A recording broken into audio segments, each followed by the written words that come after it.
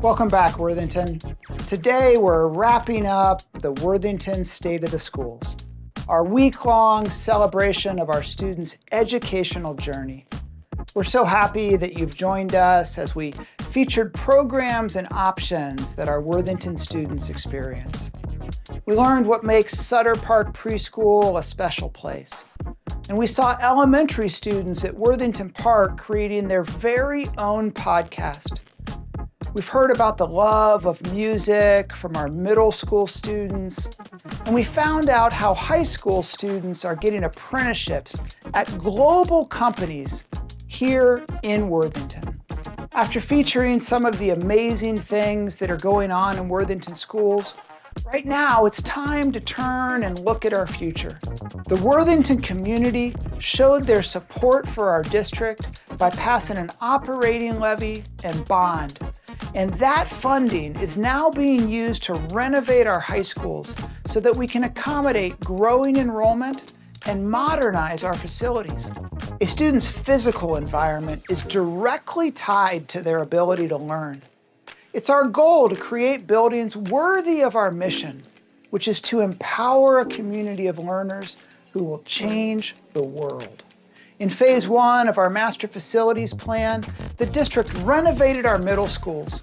The last part of phase 1 is being completed now as a new Thomas Worthington Fieldhouse is being built. Phase 2 will rebuild and renovate Thomas Worthington and Worthington Kilbourne High Schools into incredible learning spaces for our students. In the spring of this year, fencing will go up at Thomas Worthington and the front lawn will be prepared for construction. This project will be built in phases so that we can keep students educated on site during construction. The front section of classrooms will be finished first, and those classrooms will be used as the rest of the school is worked on. At Worthington Kilbourne High School, you'll see work on the turf athletic fields and support buildings to begin this summer. The work on the high schools will continue throughout the next few years, with the hope of having students in completed buildings by 2026. We are excited for construction to begin this spring, and we're so grateful to our community for making our students a priority. The construction timeline is now available on the Worthington Schools website, as well as the designs and presentations from our last community meetings. It's not just physical spaces that we are concentrating on as we look to the future of Worthington schools. We must also create a vision of learning for our students and staff. Education has changed dramatically in recent years. That's why our district is partnering with Battelle for Kids to develop a portrait of a learner. A portrait of a learner is a collective vision that articulates our community's aspirations for all students. Beginning next year, we will work with students, educators, families, community leaders, communities of faith, higher education officials, social service agencies, and local policymakers to create this collaborative vision. We look forward to working with our students, families, partners, and residents this fall to examine how the world has changed and to integrate the competencies students need to thrive today and tomorrow into this new vision. The state of our schools is strong, and it's growing stronger every day. I can't wait to see what the future holds for Worthington schools, and I'm so humbled to serve as your superintendent. Thank you for joining us this week on our State of the Schools Journey 2023.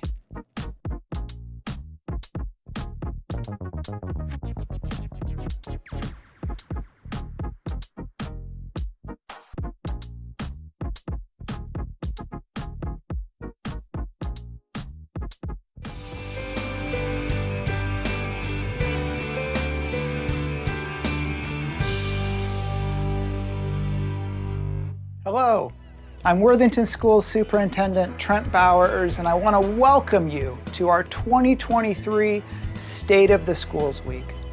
Our mission in Worthington Schools is to empower a community of learners who will change the world. That mission begins the minute a student walks into our buildings and continues through graduation and beyond. This week, we will take you on a journey through the Worthington schools where you will see some of the programs, students, and staff that make this district a special place. We will start this week taking a look at our youngest learners. Sutter Park Preschool is a welcoming environment where kids can develop at their own pace. At Sutter, half of the students have been identified with special needs, and half of their students are typically developing peers who serve as role models in the program. Shannon Daly has had 2 children attend Sutter Park. Her daughter Josie is now at Wilson Hill Elementary, and her son Jack is currently a student at Sutter. Shannon tells me that she's so thankful that her family found Sutter. I'm so grateful to that friend. I still tell her to this day all the time. If you hadn't mentioned Sutter Park, I may not have found it in time, and it came to us at the perfect time. Mommy? Yes. Are you the orange one? You and I are both on that camera right So you can wave to the camera if you want to. Okay, Little wave wave. at it. We found Sutter Park through a friend. We were in a private daycare preschool. It wasn't really the best fit for our family. Josie was struggling. We didn't know very many people in the community, but a friend of mine had a son here, and she said it had really changed things for her family. That was an understatement for us. It definitely changed things for us. We found our community. We found our second family. Josie really just thrived here, and things really turned around for her. The teachers feel like family. I mean, I feel completely confident that the kids are loved. They know kids, and I feel very safe with him here. Why don't you tell them your favorite thing about school? Is it the motor room? Yeah. And you love the playground? Yeah. The coolest thing about the playground is Jack can zoom around in his wheelchair, or he can get out of his wheelchair and he can climb around and he's safe. It's the little things. It's that every single person we've run into has been kind and caring and listened to us. Jack was pretty nervous about riding the bus. His current bus driver, Miss Leanne, I mean, she is the sweetest woman, and Jack loves her and talks about her all the time. I look forward to seeing her. Like, I'll be in the middle of a rough day and she's dropping him off, and she just, so cheery and sweet. Jack had surgery in November, and it was tough. It was tough for Jack. It limited his mobility a lot. It was painful. We talked to them about how it was gonna be when he returned, and his teacher sent him videos of them all wishing him well. They all made him a card. It was super cool. So the first week after surgery was hard, but made much easier by our Sutter Park community, right, buddy? I thank God for the fact that we were placed in this district, that, we did change houses, and my only criteria is that we stayed in Sutter Park district. I was like, we need to, I don't care what we have to do. Whether your child needs extra intervention or not, Mama? I think the baseline here is more than other schools. Even if you need the full day care, and your child has to go from this school to another, it's worth it. It's 100% worth it.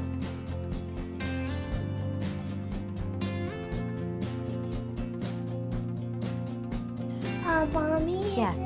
Is it almost done? Yes, I think so. A couple more. Yeah.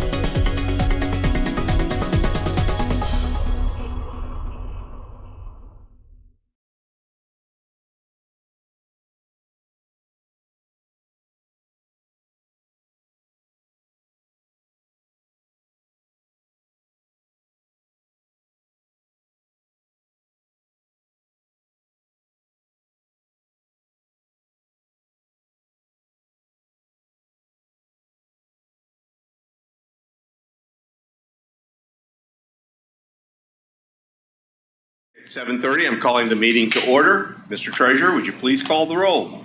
Mrs. Best is absent. Mrs. Davis. Yes, here. Mrs. Hudson is absent. Mrs. Lloyd. Present. Mr. Wilson. Here.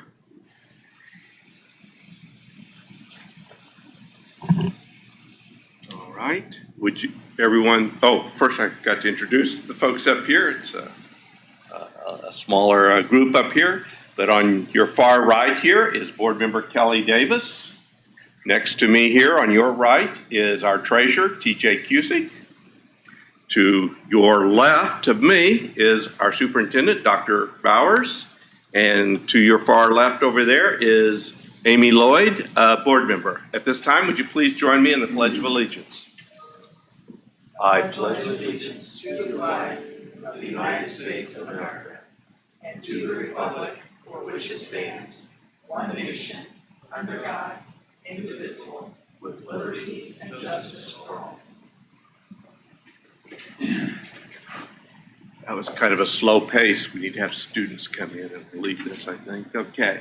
Thank you very much. At this time, I would entertain a motion to approve the agenda with one amendment that I'm aware of. We are not going to have an executive session tonight, and so I would like a motion to approve the agenda as published with the deletion of the executive session at the end of the board meeting.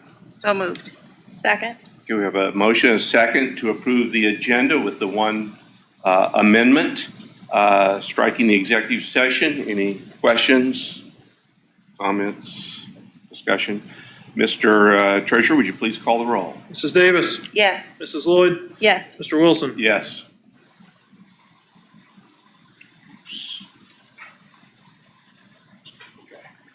All right, now is the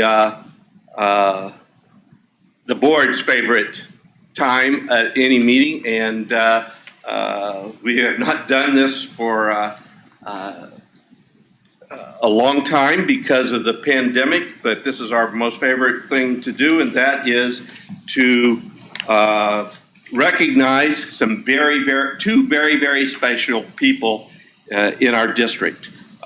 First, I would entertain a motion to recognize Mr. Al Riggs, who's been a bus driver in our school district for more than 21 years, and I entertain such a motion. So moved. Second. It's been moved and seconded that the board recognize Mr. Riggs. In just a minute, Mr. Riggs, I'm going to call you up here, but first I have to say just a little bit about you. I understand that Mr. Al Riggs is known by the students as Mr. Owl. That's O-W-L. I love that.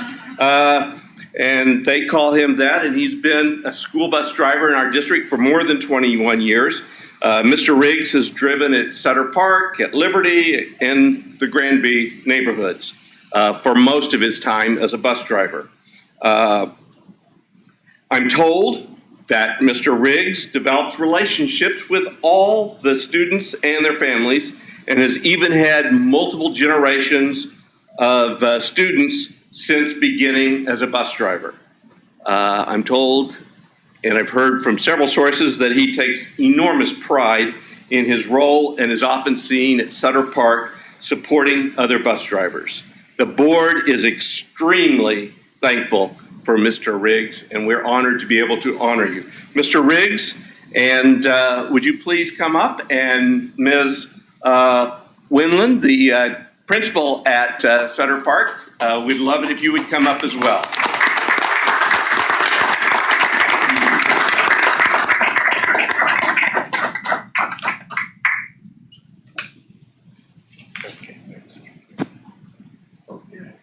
I've said my words. Ms. Winland, would you like to say something about Mr. Riggs? So I chose Al as, like Mr. Wilson said, he's one of our most favorite bus drivers at Sutter Park. He knows everybody, and I've ridden the bus a couple times with him, and the parents love him, and they know him, and he makes our students' day, and our families trust him, and I can't say enough great things about you, Mr. Al. If you wish to say anything? Sure. Okay. It's the greatest job I've ever had. Aww. Says it all, right?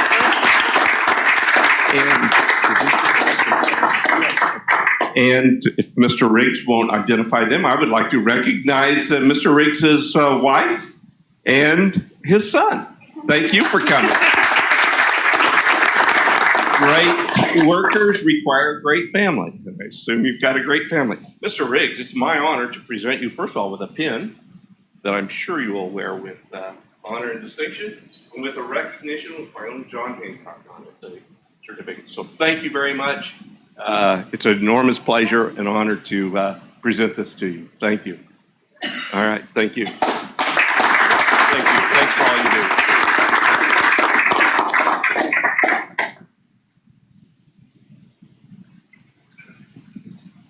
At this time, Mr. Riggs, don't rush off. It's not official yet.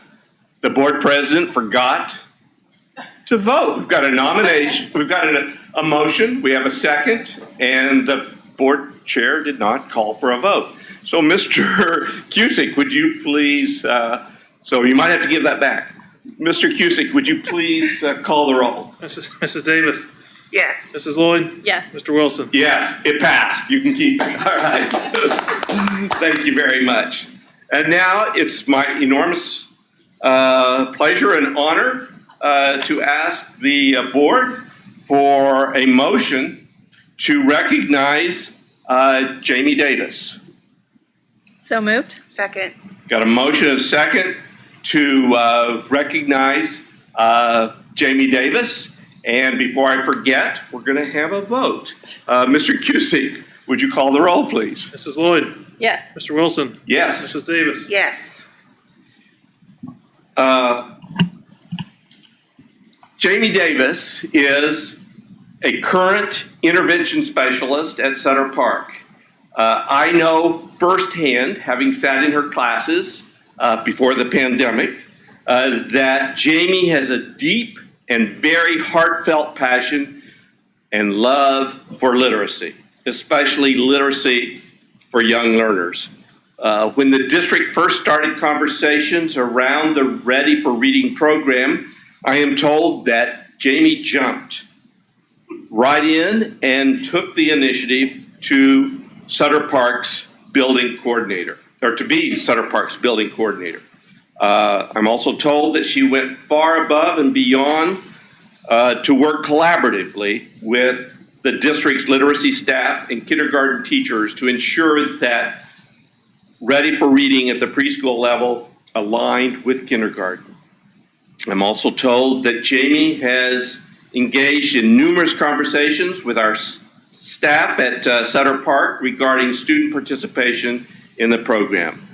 Sutter Park has seen enormous progress in its students' literacy skills due to the Ready for Reading program. So at this time, I would like for Ms. Davis and her principal, Ms. Winland, to please come forward.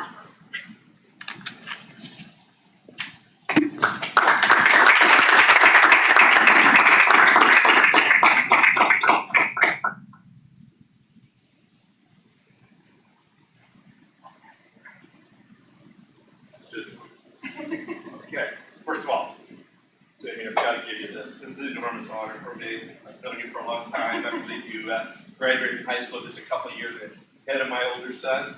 And it's just been a wonder to know, great to know you and know all you've contributed back to your alma mater. And here's a pen that I know you will wear with you. Ms. Willard, if you wish. Sure, I'll add a few more comments. So Jamie is probably the most knowledgeable teacher that I have regarding literacy and literacy for preschool age students. And without her taking on this Ready for Reading building coordinator role, I don't think we would have had it happen. And so many students have been impacted by this program and by the work that she's done. Thank you. Do you wish to say anything? Okay, thank you.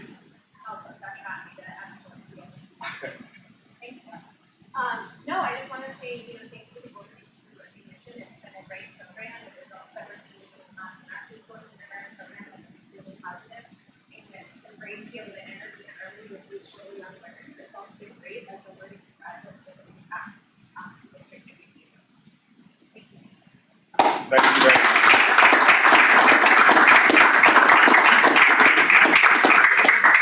One of our own, graduate from Worthington.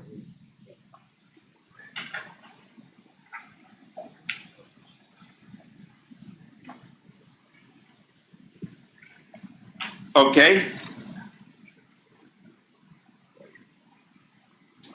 Sure. Okay.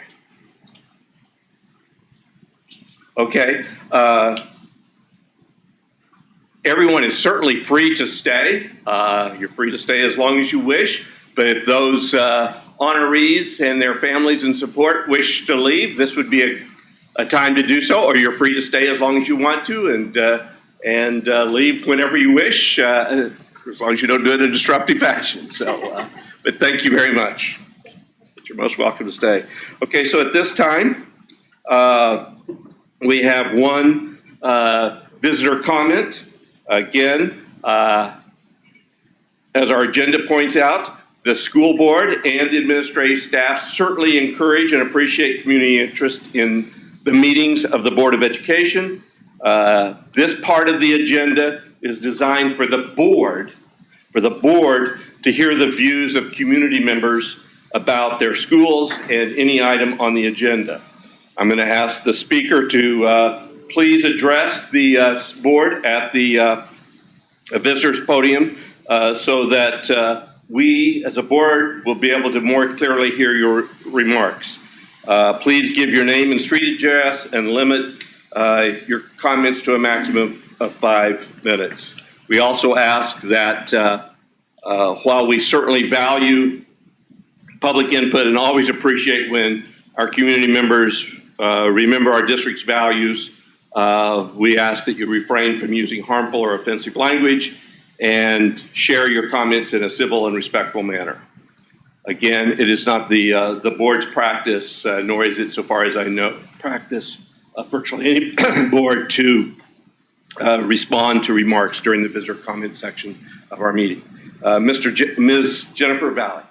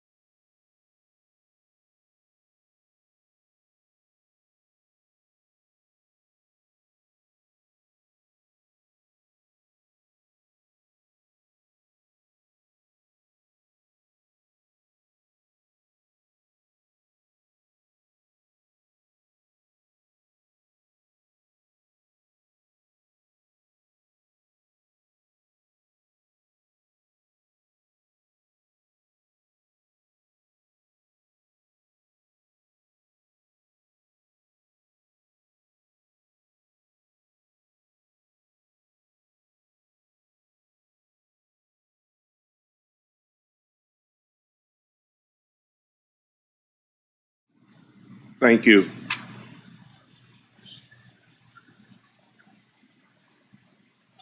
Okay, at this time, I think we're all really looking forward to the presentation on English learners. Good evening. As Ben makes his way to the lectern, I'd just like to first introduce Ben. Ben serves Worthington Schools as our EL curriculum leader for 10 years now. We are honored to work alongside him and continue to be amazed at his innate ability to connect with students and families, all 750 plus of them. You're in for an entertaining and uplifting presentation tonight. Thank you, Ben. Thank you. Good evening. Good evening, Board President Wilson and Board Member Amy Lloyd and Kelly Davis and in absentia, Jennifer Best and Vice President Nikki Hudson. I'd already practiced their names, so I had to go ahead and say it anyway.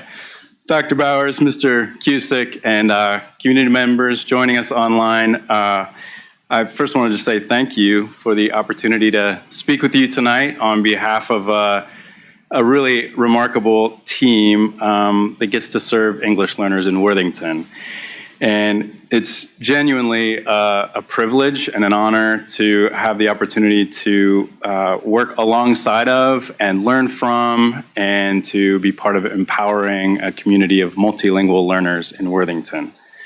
So, like any good teacher would, I want to start with a quick little pre-assessment here. So I know that we have a very talented leadership group here in Worthington. So I thought I'd get us warmed up with just a little fifth grade math problem, which I'll put on the screen here. And anybody in the room or following along online is also welcome to participate. No pressure, but I'll give you a moment here just to read the problem. Go ahead and formulate some of your thoughts about how to best approach the answer.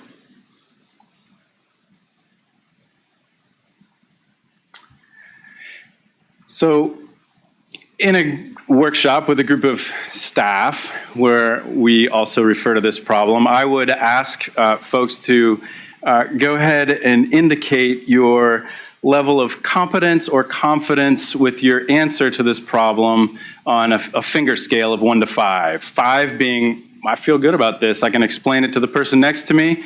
1 being, I have no idea what you're talking about. So because this is a board meeting and public record and all, I won't ask you to go on record with your finger scale here, but maybe you can just keep it in your head as you think about how you would feel about this problem. And then maybe if you do have a scratch paper or again in your thoughts, think of what are 1 or 2 or maybe 3 words that come to mind that describe how you're feeling or how you might feel if you were asked to solve this problem in a classroom context.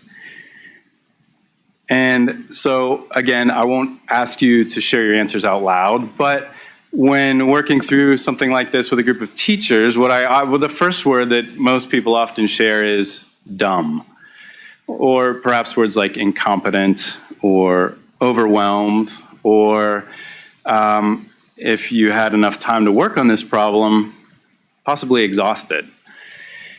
So I want to give you another chance at the problem here. So I'm going to give you the same problem again on this slide.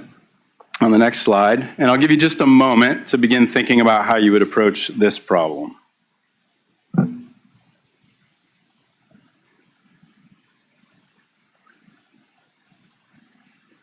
So again, if you were going to share on your scale of 1 to 5, 5 being I feel good about this, I could explain it to the person next to me, 1 being I have no idea what you're talking about, or somewhere in between.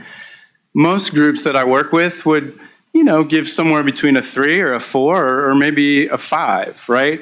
And what's notable about this is that I'm presenting, this is not Tom Kasmeriak, our math curriculum leader here. There was no math instruction given between this slide and this slide.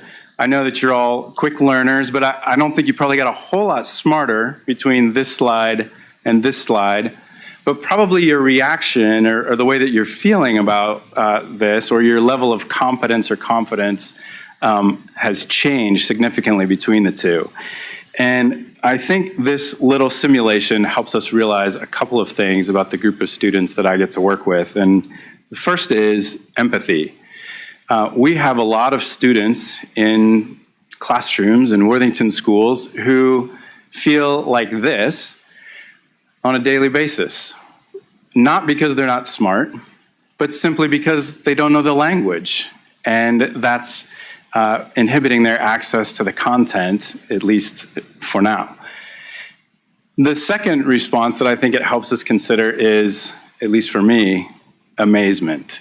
The fact that we have a whole group of students in Worthington schools who can look at this slide again and navigate and solve this just as readily as you and I could work through this problem is truly impressive. We really have a talented group of multilingual learners in Worthington schools. And so because I couldn't, our bus driver, I should have connected with him earlier, but we didn't bring a group of students here tonight, but instead I have a few that I'd like to introduce themselves to you on the screen.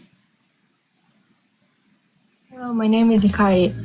Before I moved here, I live in Japan. I speak Japanese and English. こんにちは、私の名前は日向ひかりです。アメリカに来る前は日本に住んでいました。日本語と英語を喋ります。よろしくお願いします。Hello, my name is Muska. Before I moved here, I lived in Mazar-e-Sharif, Afghanistan. I speak Pashto, Dari, and English. Hello, my name is Jimena. Before I moved here, I live in Mexico. I speak Spanish and English. Hola, mi nombre es Paola. Antes de venir aquí viví en Venezuela. Hablo español e inglés. أهلا أنا اسمي عبود.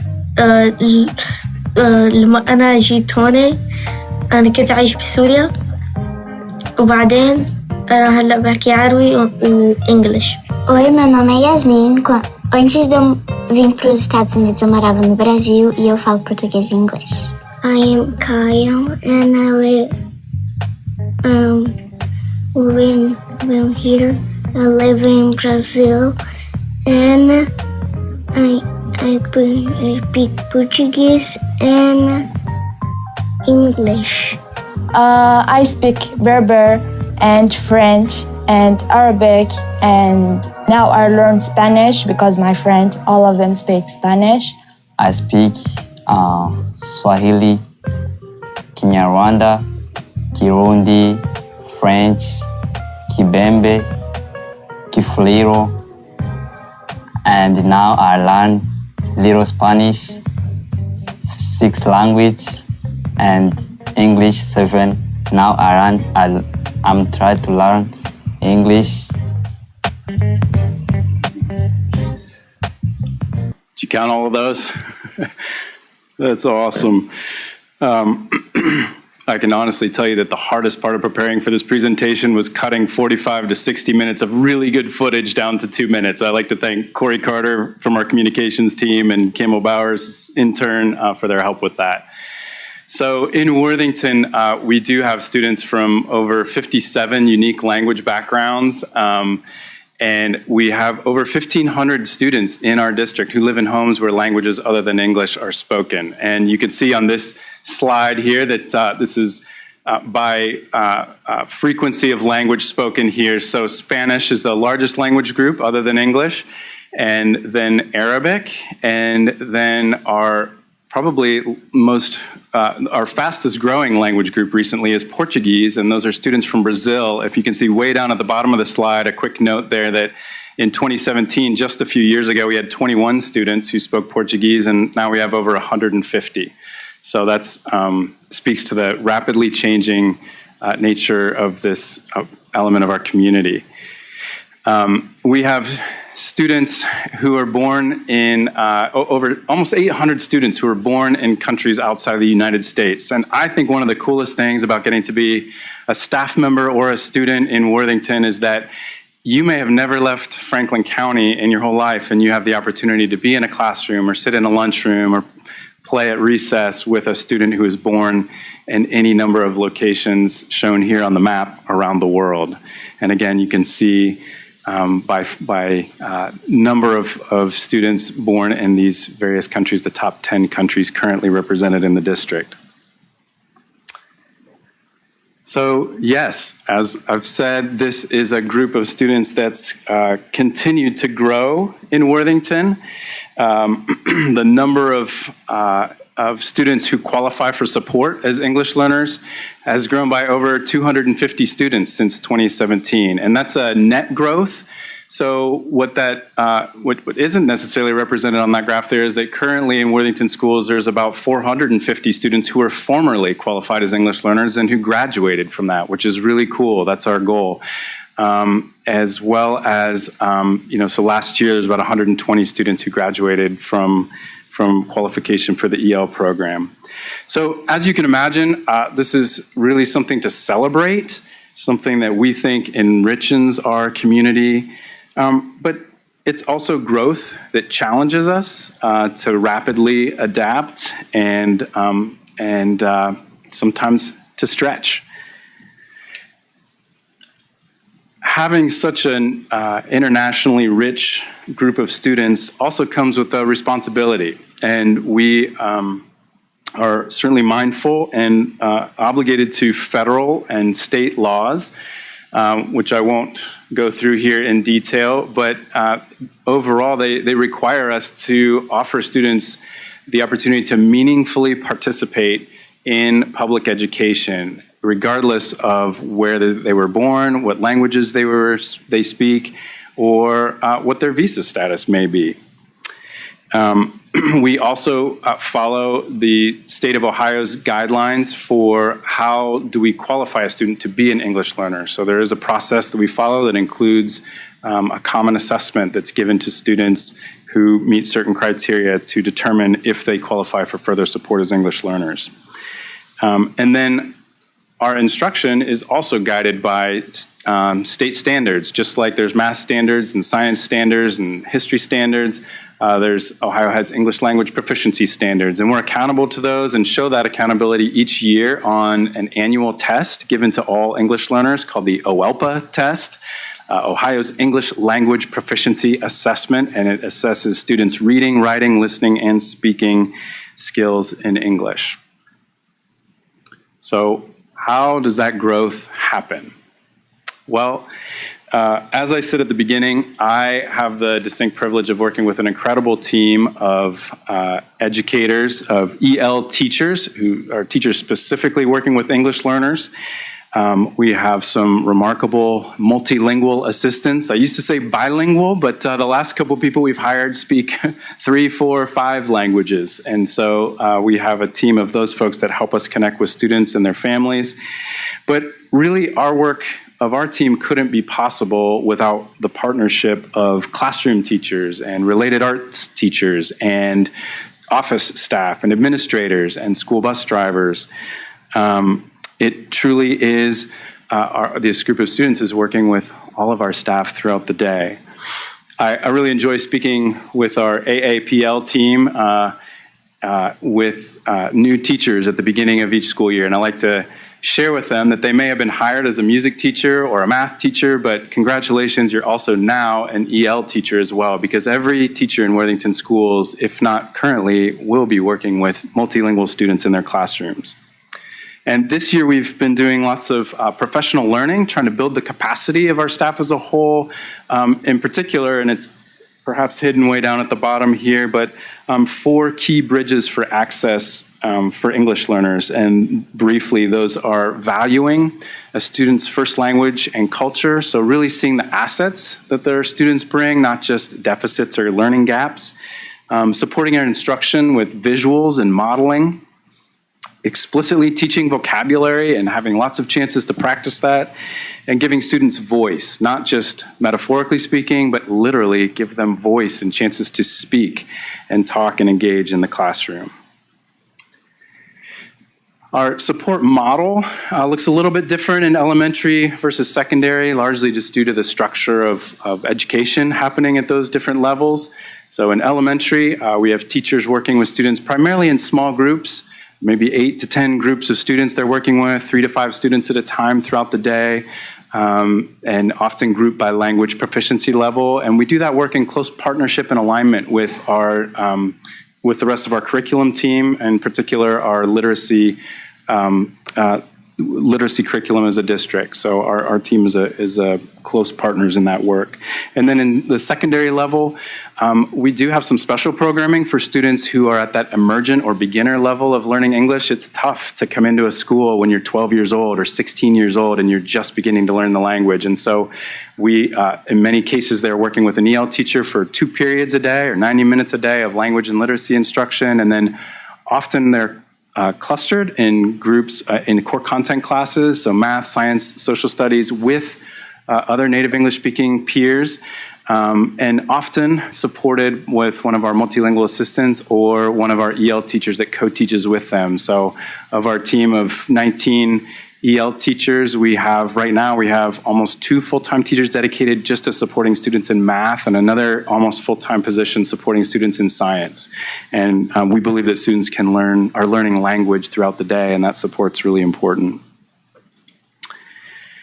So learning, of course, is at the center of our work, but we also know that learning doesn't happen in a vacuum, that it happens best in the context of relationships and in a culture of welcome and belonging. And so we partner with our district colleagues to offer lots of opportunities to build this culture of belonging for students and their families, whether that's to learn from our students about their cultural heritage at international fairs or culture nights, whether that's connecting parents who are new to the country or new to the language with other parents in the community, or whether that's extending learning opportunities in the summer, where I checked today and about 35% of our registration for this summer already is students who qualify as English learners. So lots of exciting opportunities to connect with students kind of as whole people.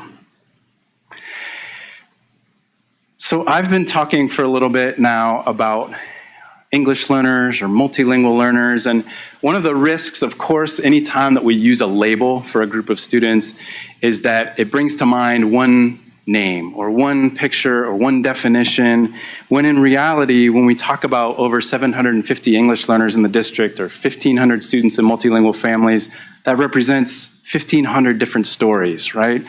And so I wanted to close here by giving you a chance to hear from our students again as they talk a little bit more about the challenges they faced in transitioning to a new country, a new school, and then also to reflect on what was most helpful for them in the school system.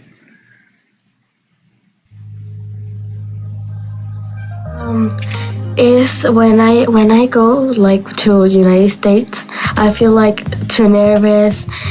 There is no my family like from Venezuela. It's only like my dad and my sister, my big sister, my little.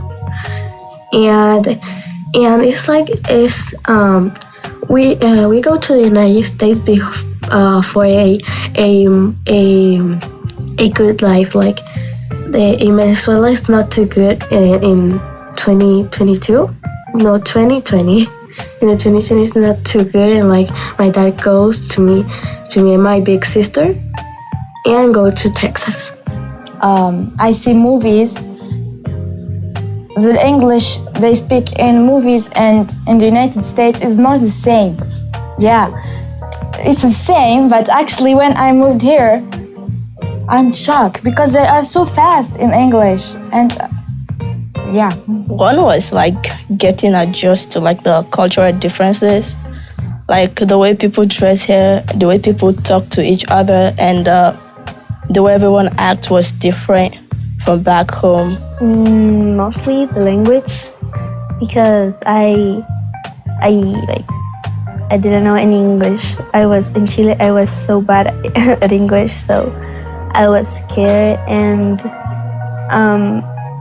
like not being able to communicate and not express myself, it was hard for me, and I used to cry about it a lot because it was frustrating. And for me, even because I'm a person that likes to talk a lot, Probably the most difficult thing is my family. I had to leave a lot of family members behind. Ironically, the second difficult thing is the weather. Ohio weather is crazy. You can have 4 seasons in one day. Like, I've never seen that before. Everybody was just speaking English and I didn't understand anything. So that was pretty hard. Yeah, just not understanding the language is pretty rough.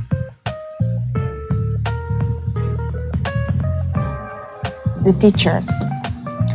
I want to thank Miss Jarvis and Mr. Burns and Miss Whelan and because they helped me to learn more of English, words of English. And they know that I'm not in English, but they try the best to help me. The teachers, they were so nice to me and patient too, because when I wanted to tell something about them to them, they were patient and they were trying to understand me.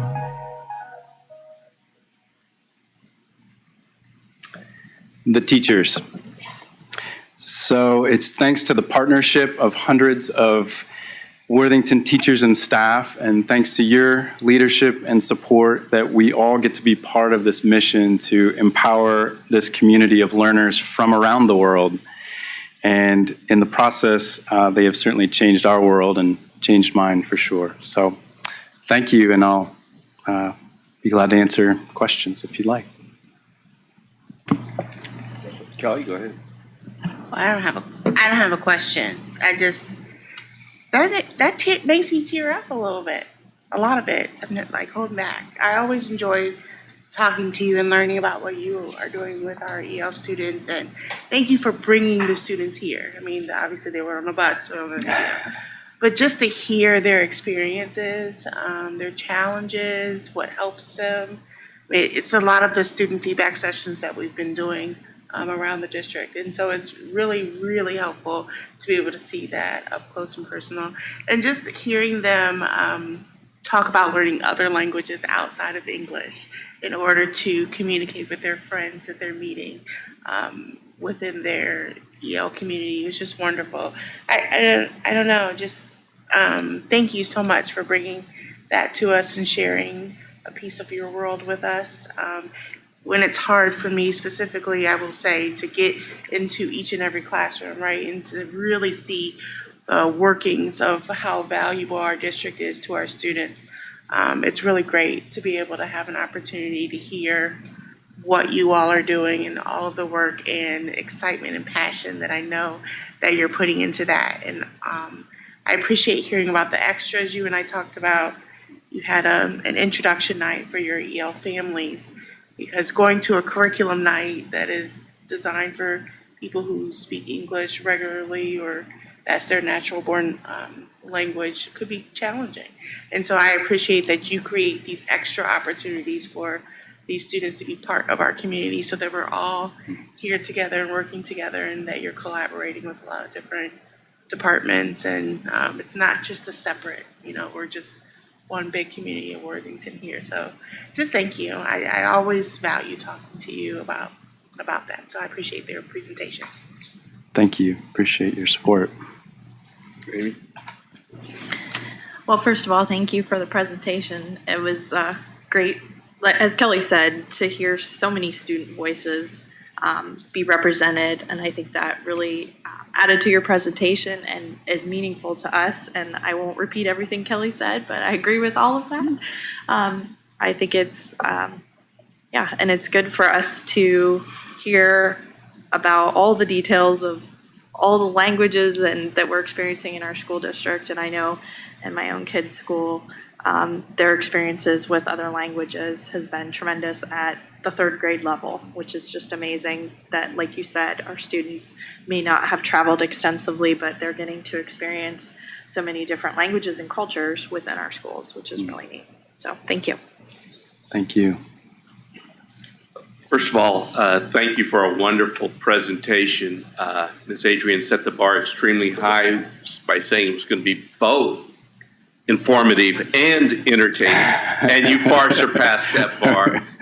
This was a very, very interesting presentation, and it just, as somebody here sitting up here who's monolingual, unfortunately, and I'm not proud of that fact. It just blows me away about these kids. The one young man who speaks 6 different languages, not counting English, is just unimaginable. I mean, how brilliant these students are, and yet because they have some difficulties with English, we treat them unfairly. I have just a couple of questions. First of all, back in the early 2010s periods when I was an officer at Ohio School Board Association, we were working very hard to get ODE to give tests, especially math tests, in something other, in the students' language in which they were fluent. Are we still giving state tests to some students, at least, in a language other than what they're most fluent in? I'm not talking about, see if we're testing their ability at English language arts, I can understand it. But when you're talking about math or science, the notion, your example struck a real chord with me. Sure, this is a great question. So ODE does provide on state testing that we are able to provide. They actually now offer a bilingual online version of the Spanish test for science or history tests or math.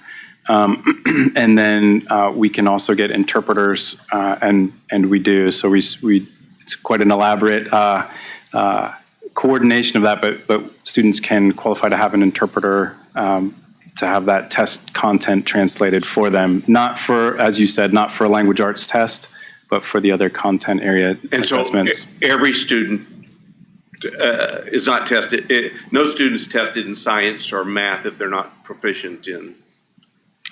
They would still, or is it only Spanish?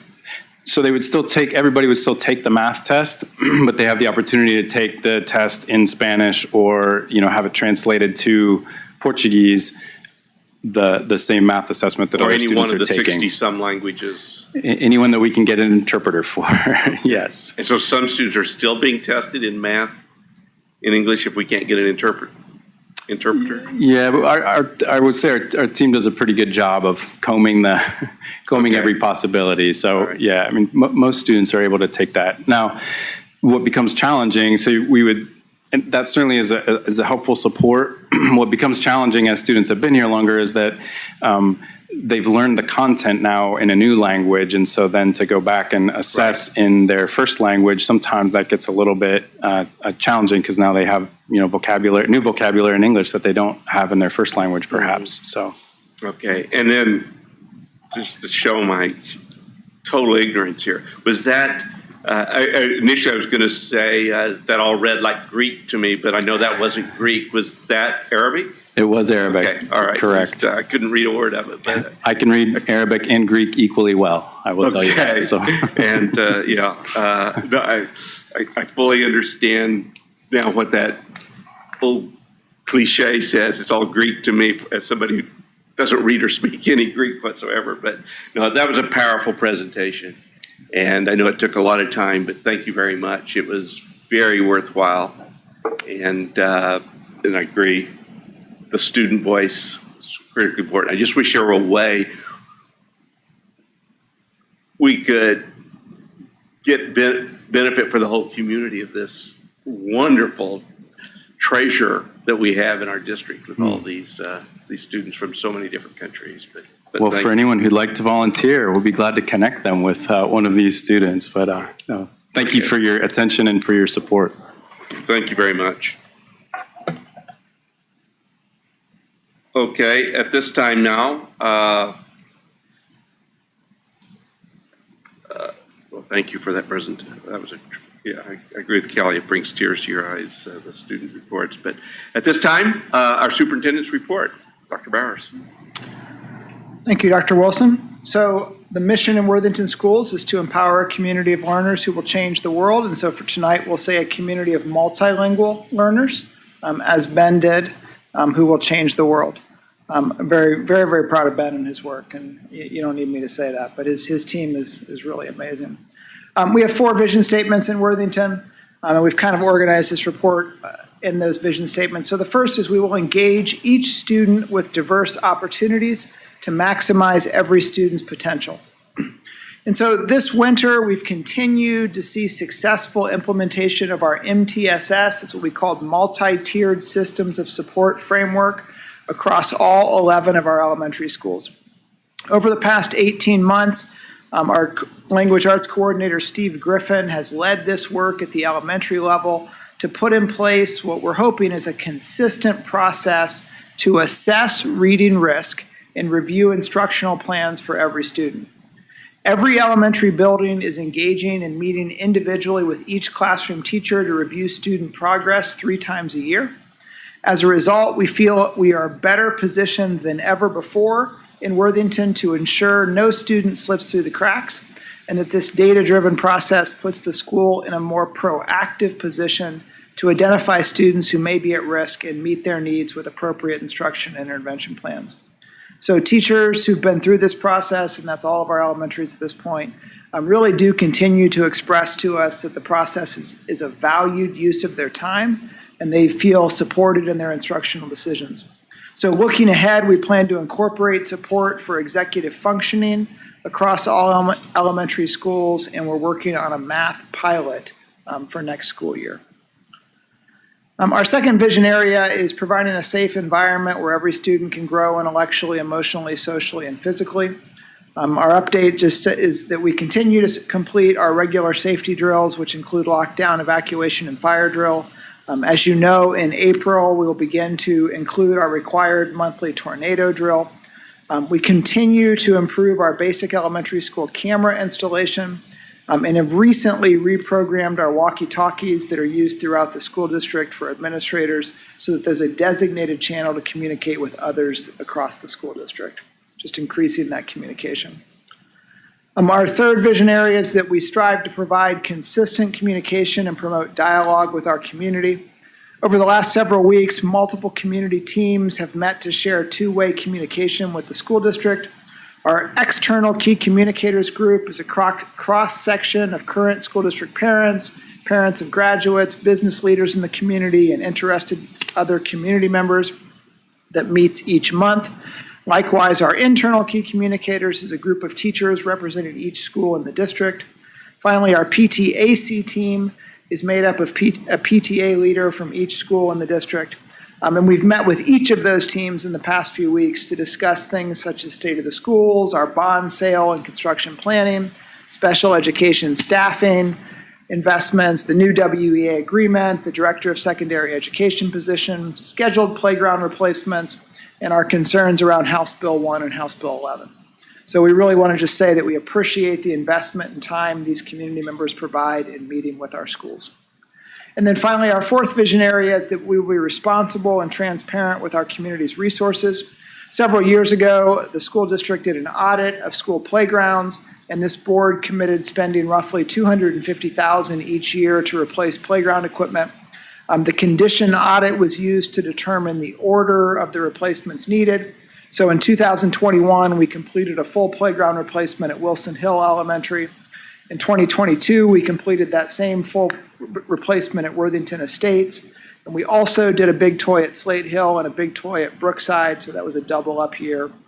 In 2023, so this summer, Colonial Hills' East Playground equipment, that's the K3 playground or grade 1-3 playground, will be replaced. And then Evening Street, second phase of their replacement, will be replaced. And then on deck for the summer of 2024 is a full replacement at Liberty Elementary School. And then in addition, with the recent bond, we are resurfacing and then restriping all the district playgrounds this summer, with the exception of Worthington Park and Wilson Hill, which have been done recently. So we're excited about that resurfacing at all of our district playgrounds. So Dr. Wilson, that's the superintendent's report. Thank you very much for that excellent report, and I just want to respond by saying that with respect to the use of resources, I think what we're doing on the playgrounds is fabulous, and we even have the endorsement of my two granddaughters from Maryland and Virginia. Their dad, my son, took them to Worthington Estates last summer which is where he went to school and played on the playground there. First of all, he was blown away by it, and our two very demanding granddaughters thought it was the best playground they've ever been at. So it had their stamp of approval, so thank you. Now it's time for the treasurer's report. Mr. Cusick. Thank you, Dr. Wilson. Just one item from me tonight. Given the recent news regarding a few bank failures and a dispatch article regarding reporting millions of dollars lost by our pension systems, in those bank failures, I want to take a moment to clarify for our residents really the differences in the rules surrounding public fund banking versus private banking. Unlike private funds, public funds are required to be what they call collateralized, meaning that when a bank takes $1 of public funds, they have to set aside investments representing a portion of those public funds. And the theory is that if the bank fails, then we're entitled to those investments in our name. In the old days, it used to be 102%. So when a bank took $1 of public funds, they had to set aside an investment worth $1.02 or $102. And why 102? Well, it was, I think the theory is that those are investments. They change. That collateral changes every day. They're usually high grade in government bonds, but if the bank failed and those investments went down a little bit, the public would still be made whole. So that's kind of why they set it at 102%. Banks didn't like that. A lot of banks got out of the business of public funds because they had to, they want to make loans. So they want to put that money to work, putting it in a safe, low yielding government bond is not what they wanted to do. And so Ohio changed the rules a little while ago. Now they go to a what they call the Ohio pooled collateral system. So all government entities, not just schools, report their balances to the state. The state puts it in a big pool. The good news is they watch that. It's a much more transparent process than in the old days when every local government treasurer had to manage their collateral. State is doing that, so it's a much more accountable, transparent process. But the bad news is the best banks, Ohio ranks every bank, and the best banks now only have to collateralize at 50%, not 102. So I say all this to let the public know that it's not guaranteed by any means, but public funds in Ohio are much more safe, or significantly safer than private funds at banks. Private folks have up to $250,000 in FDIC insurance. We do too, but our balances well exceed that, so we have collateral in place of that. And that is very different than the losses experienced by our pension systems who invested in the stock of those banks as an investment, right? So they lost money in the value of that stock, not because they had cash deposits. So as we bring in and close on this bond sale, $234 million this week, I just want to take a moment to clarify the rules, and the rules in Ohio should provide confidence that those funds are secure. That's all I have. Thank you very much, and I'm delighted that we have a highly competent treasurer to keep eyes on the substantial cash we have as a result of our bond sales. Thank you very much for all you're doing. So that at least we board members can sleep a little better. Thank you. All right, now we're ready for board committee reports and announcements. Amy? I can start. Yeah. I do have quite a few items, so I'll try to go through them quickly. Okay. The first one is on March 15th, Jennifer and I both attended the Worthington Chamber of Commerce ribbon cutting for their new office space. So I think everybody's aware that they've moved to Cohatch at the hardware store. So I just wanted to mention that. March 16th, Kelly and I participated in a student feedback session at Thomas Worthington High School. And again, the topic of conversation was similar to the topic of conversation we had at Worthington Kilbourne several weeks prior, which was structured around love, learn, and life. And then also that evening, that same day, I attended the PTAC meeting, and I won't go through. I know I think everybody received meeting minutes from that meeting. Mm-hmm. Okay, and so I thought I'd just share what I shared because I don't always know how much all of us share when we each attend. So most of the items I was going to cover, actually Dr. Bowers covered because he was there as well, so that worked out that worked out well. But basically, I just gave an overview of our last couple meetings, our special education presentation that we had, our update on the master facilities plan, our negotiations with the WEA, and then I also did bring up the naming rights policy, which that group did have several questions about. And so as we're putting that in place, I don't know if we'll see any more on some of those questions. And then I just also explained to that group about how each of us, obviously we attend board meetings every month, but just to reiterate that we also attend internal administrative committee meetings. And I think I mentioned what a few of those were. So, and then I also talked about the student feedback session. So then on March 22nd, also Kelly and I attended a meeting with Swim Inc. and the city of Worthington regarding the outdoor pools. And that was really just an opportunity for us to kind of sit and listen to the conversation, the history of what all has taken place in the past and just kind of looking forward. So, and Kelly, feel free to add anything to my comments. Basically, we left that meeting with that group, Swim Inc. and their consultant. They have a consultant that consists of an architect and an engineer that are specific to pools. And they're looking at three options. One is renovation, one is replacement, two different levels. I guess option 2 is replacement, and then option 3 is another level of replacement that's even significantly more. And so, but there really weren't any parameters that were just defined around that. So the intent is that they're going to come back at the next meeting to talk about cost and lifespan on what might happen there. So like I said, we were really there to just listen, to hear the conversation, but we will, I don't even think there's another meeting scheduled yet. That was to be determined. And then March 23rd, I attended the internal key communicators meeting in the afternoon, and then the Thomas Worthington High School academic honors, honoring our students receiving their bronze, silver, and gold keys. And then also I did stop into the Architecture Review Board meeting, and I just had a couple things I wanted to share about that. There were a couple residents that provided feedback at that meeting, and I just wanted to, there are things we've heard before, but just so we're all aware.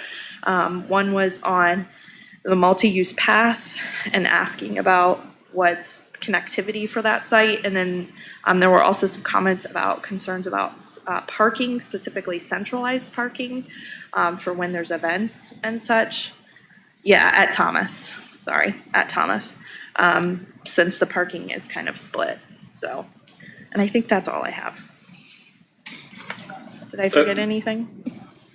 Okay. Thank you very much. You've been very, very busy, obviously. Takes a lot of time. I get, as you said, the Swim Inc. Future meetings are to be determined. I guess the question is whether it would be good to rotate, or whether it'd be good to keep the same people, or keep one and rotate, assuming any other board member might be interested. So just something to think about, and let me know what your opinion is on that. Kelly? Sure. Charlie and I met with the AAPL team. I don't have dates. I don't remember the date, but it was a Tuesday. And they went over the MTSS with Steve. And that's always really good to hear, just how they're assessing students and the work that they're doing there. I just always enjoy that. And we talked a lot about the Portrait of a Learner that's coming up this fall. And so how they're bringing in community members and district leaders and community leaders in order to have this big work group to develop this portrait of a learner, working with Patel. And so I think that's a great collaboration that's happening. And so that was what the AAPL meeting was about. Then I also attended the Thomas feedback session with Amy again. And Amy and I, we attended the Kilbourne one as well, and both went over this Love, Learn, Life, which I love. Neil was just really good. The one thing I will say is that there was a common between both schools, and I mentioned this at the Thomas meeting, that students asked about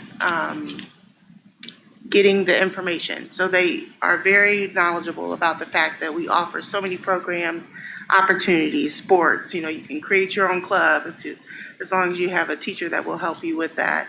And that there's mental health specialists here, there's counselors available, there's coaches available to talk to and to have a safe person to speak to.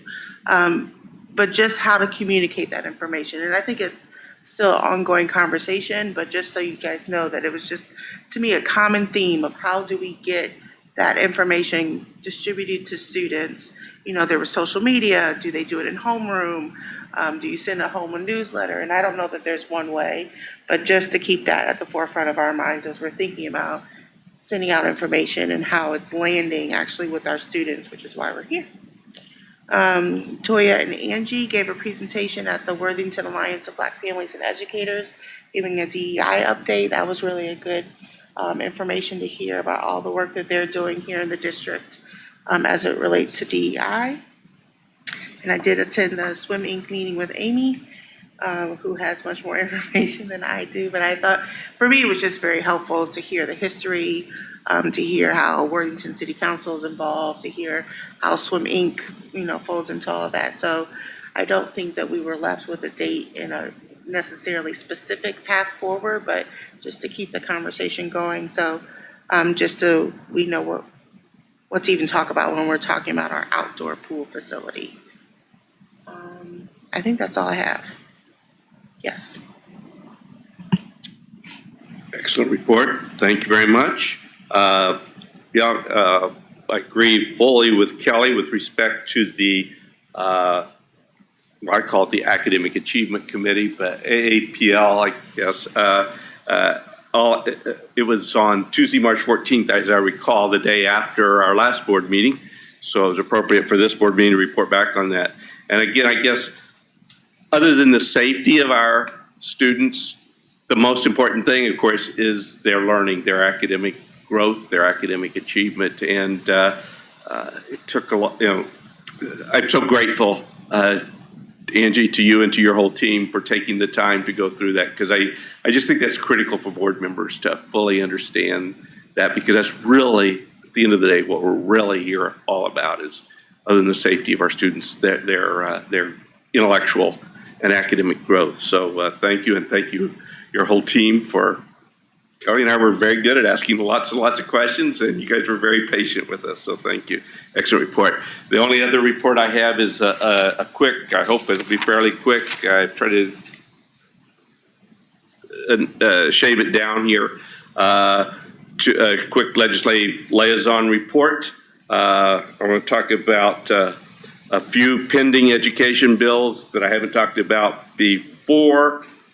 First of all, there's Senate Bill 83, which is a very sweeping educational gag order that would prohibit honest, inclusive education, DEI training, programs about history, culture, and lived experiences of marginalized communities. It would prohibit affinity groups, affirmative action policies, academic relationships with China, and worker rights in higher education. Proponent testimony hearing will be held on Wednesday, 2 days at 11 a.m. with respect to that on March 29th. Also on Wednesday, March 29th, will be proponent testimony on House Bill 6, which I have talked about, banning transgender students from female sports teams.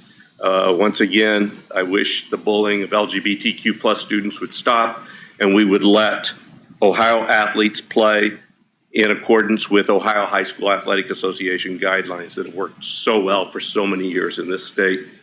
Thirdly, Senate Bill 17, which would mandate incomplete biased perspectives about free market capitalism, that it would be forced into high school financial literacy standards.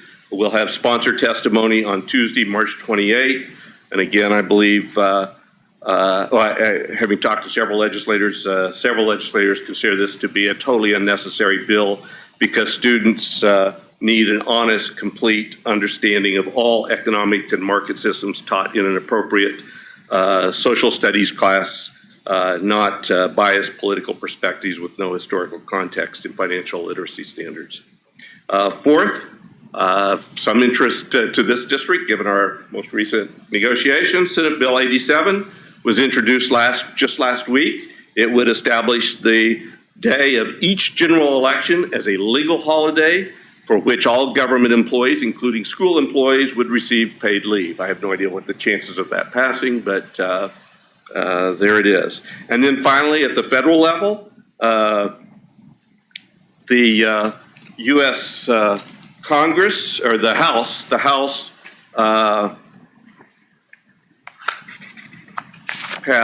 I'm headed here. Anyway, well, maybe this will be a lot shorter than I thought. I had a little bit on this, but anyway, the House, oh, here it is. The House passed a bill on Friday, just 3 days ago, that would substantially mandate federal control of local school districts and allow one parent to substantially reduce what things a whole class or a whole school could study. And the National School Boards Association, of which I was a president a couple years ago, issued a statement with respect to that legislation, saying that Americans of all political beliefs agree that parents are the most important people in their children's lives and should be very engaged in their education. With respect to the issue of parental rights in education, parents certainly retain rights and responsibilities when engaging with schools on behalf of their children, including the right to express their concerns to school boards and to staff, the right to know what students will be taught, how money is spent on students' education, and how students are performing, the right to a safe and welcoming school environment, the right to constitutional protections against discrimination, and protection of personal information about their children. The National School Boards Association encourages lawmakers to observe one key parameter when determining how to meet these goals, and that is, whenever possible, decisions should be made at the level of government closest to those affected. The Constitution protects universal rights for all citizens, but at the same time, local control ensures solutions that meet the needs of individual communities across the thousands of school districts nationwide. The House passed bill totally ignores this principle of local control, and Senator Schumer, the majority leader in the Senate, has said it will not come to a vote in the Senate. So at this time, we don't have to worry about it. But this notion that the federal government should mandate what locally elected school boards are doing with respect to the curriculum of our schools across America is certainly a troubling development. All right. Any other? Okay. Comments or reports? Okay. Moving on now to actions recommended by the treasurer. Mr. Cusick. Yes, I'd like to recommend that the Board of Education approve items E2 and E3. E2 are the minutes from the March 13th board meeting as presented, and E3 are small appropriation modifications for the general fund that net to zero. So the recommend that the board approve items E2 and E3. So moved. Second. It has been moved and seconded that we approve items E2 and E3. Any discussion, questions, comments? If not, Mr. Cusick, would you call the roll? Mr. Wilson? Yes. Mrs. Davis? Yes. Mrs. Lloyd? Yes. Motion passes. Dr. Powers, we now have the consent agenda items with respect to personnel. Yes, thank you. I'd like to recommend that the Board of Education approve the consent agenda. Those are items G2 through G10. Again, the recommendation is the consent agenda, items G2 through G10. So moved. Second. It's been moved and seconded that we approve the consent agenda. Any questions or comments? Seeing none, Mr. Cusick, would you please call the roll? Mrs. Davis? Yes. Mrs. Lloyd? Yes. Mr. Wilson? Yes. All right, now actions recommended by the superintendent, new business, Dr. Bowers. Yes, thank you. I'd like to recommend that the Board of Education approve item G1, the acceptance of donations listed on this agenda. Item G1, please. So moved. Second. Got a motion second that we approve item G1. Any discussion, questions, comments? If not, Mr. Cusick, would you please call the roll? Mrs. Lloyd? Yes. Mr. Wilson? Yes. Mrs. Davis? Yes. One more item, Dr. Bowers? Yes, thank you. I'd like to recommend that the Board of Education approve item G2. Item G2 is the attached resolution for construction of Phase 2 building project. Item G2, please. So moved. Second. It's been moved and seconded that we approve item G2. Any questions, comments, observations? If not, Mr. Cusick, would you please call the roll? Mr. Wilson? Yes. Mrs. Davis? Yes. Mrs. Lloyd? Yes. Motion passes. Moving now to item H, actions recommended by the Board of Education. We've got two resolutions here that were proposed by Ms. Lloyd, both of which I support. I guess my question is, certainly free, I mean, we have a quorum, we can certainly pass them. In fact, one of them might be, I mean, the one with respect to House Bill 1, and since they're considering the biennium, maybe we should get that out, but I'm open to whether we should wait till we have the full board or not. Yeah, I mean, I think, I think for the first one, the one regarding the Ohio School Boards Association plank, that one we could wait. I don't think we need to officially do anything until May 31st. May 31st is my recollection. So I think we could wait to until Jennifer and Nikki are both back. The other one, I'm not sure if we should, that's something that we need to act on pretty quickly. I mean, that was kind of my impression of the situation. I don't know if others have thoughts on that, or? Well, I think I had the same thought, is that we have until the 31st for the OSBA plank, that it would be good to have good to have Jennifer and Nikki as part of the conversation as we discuss about building resolutions. We don't do it often, and so I think it would just be a good conversation for us to have. House Bill 1, though, just does seem a little bit more urgent to make sure that we, show our opposition to it.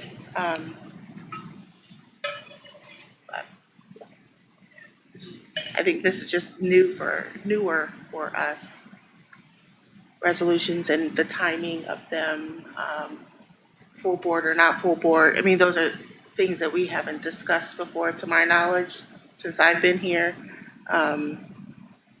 What would make something more urgent than others?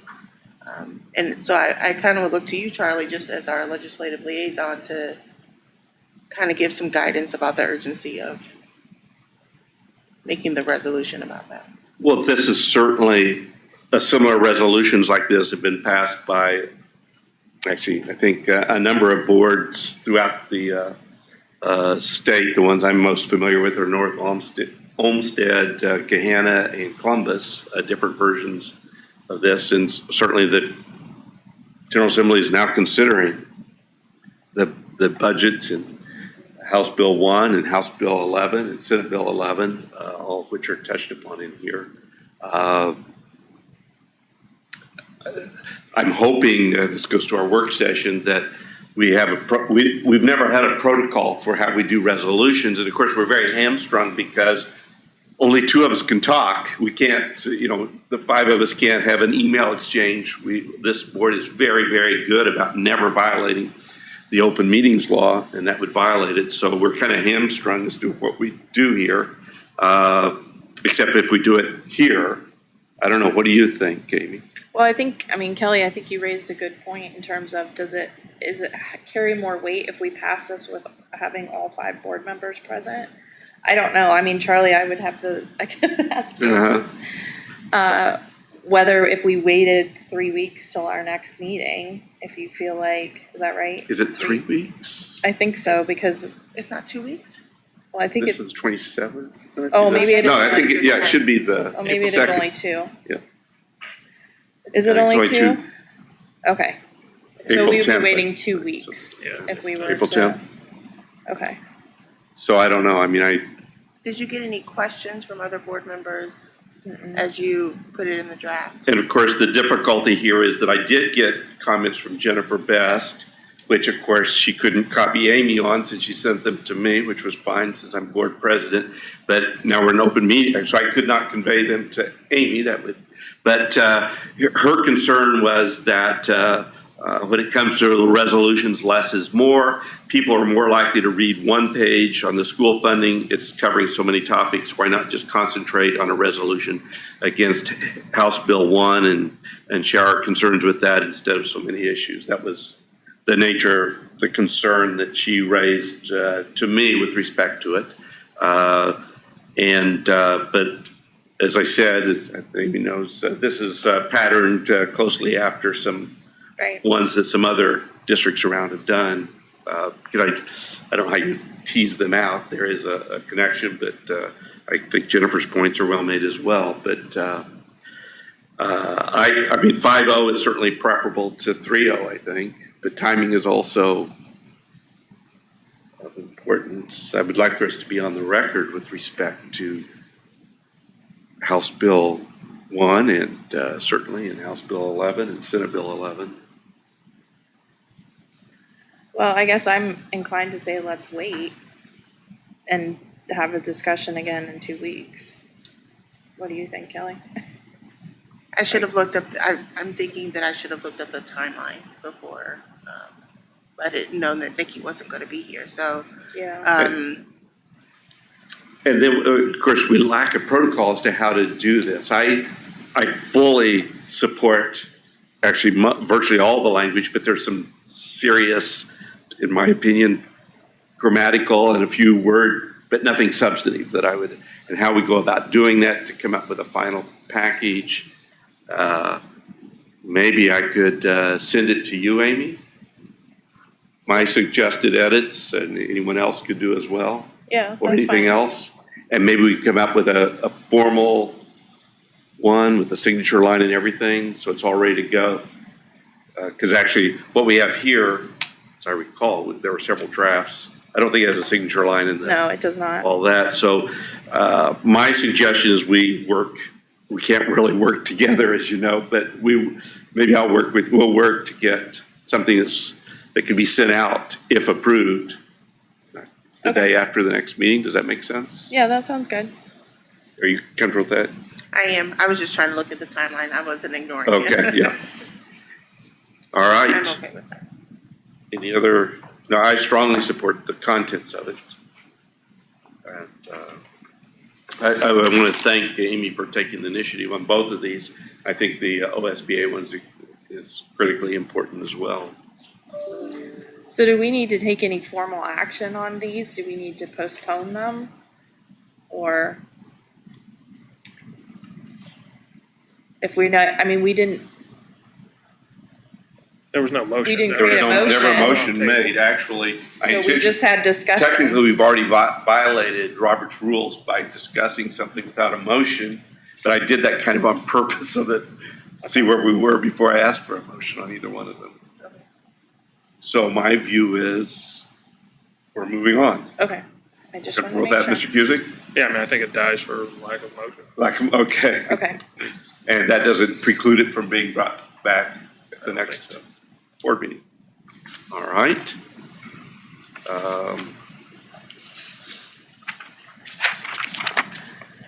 And that takes us to requests, questions, concerns from the board. Let's see, I started with Amy last time, so Kelly, do you have any requests, questions, or concerns?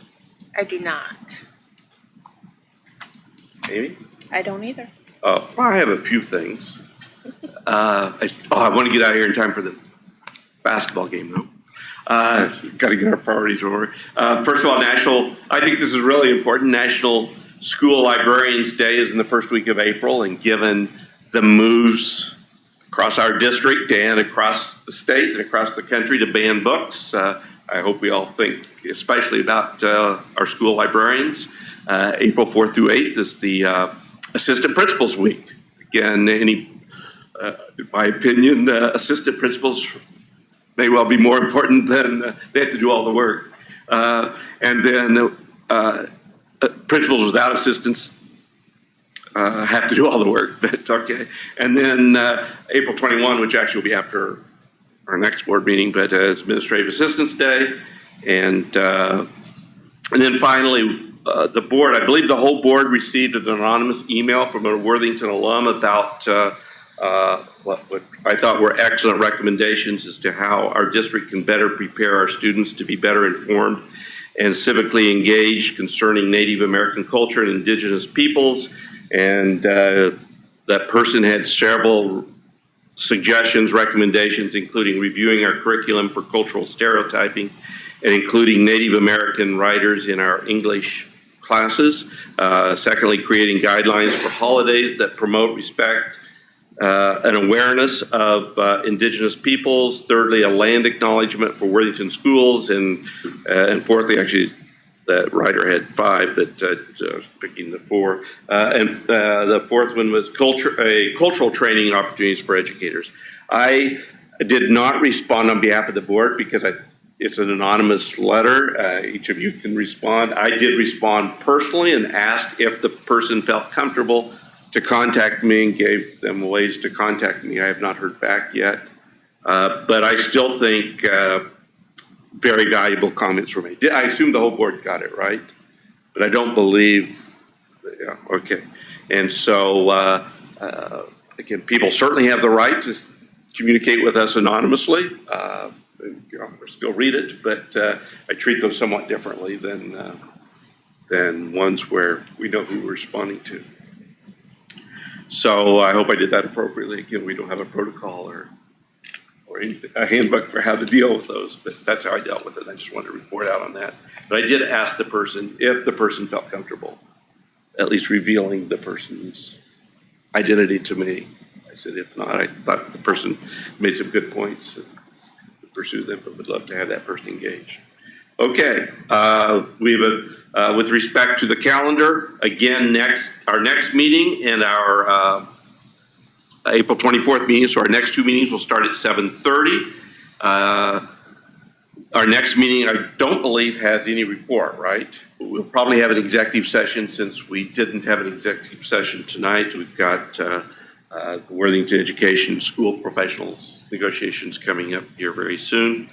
The April 24th meeting, my birthday, we'll have a technology update, which I enthusiastically supported that presentation, in part because I'm so ignorant, but looking forward to that. And then our work session will not be at the regularly scheduled, or at the scheduled time of April 28th. It will be on May 12th at 12:30 here at the WAC. That's a Friday.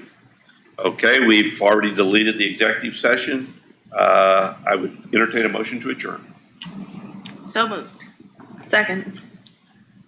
Mr. Cusick, would you call the roll? Mrs. Davis? Yes. Mrs. Lloyd? Yes. Mr. Wilson? Yes. We are adjourned before the game, before tip-off, barely.